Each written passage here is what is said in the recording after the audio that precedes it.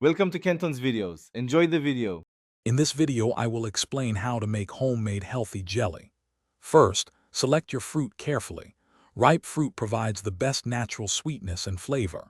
Next, gather your ingredients, focusing on a low-sugar pectin to minimize added sugars. Remember to sterilize your canning jars and lids thoroughly before you begin, ensuring a safe and long-lasting product.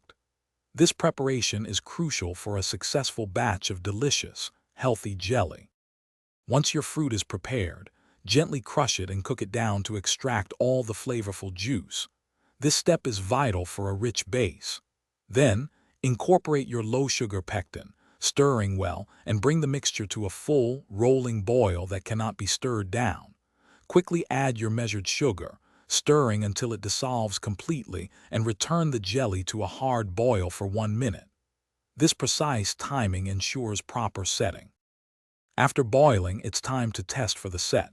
Place a small spoonful of hot jelly on a chilled plate, wait 30 seconds, then push it with your finger. If it wrinkles, it's ready.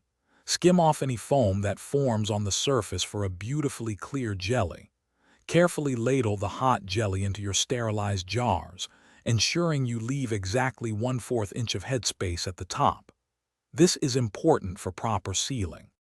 Wipe the jar rims meticulously clean to ensure a good seal, then place the lids and screw on the bands finger tight.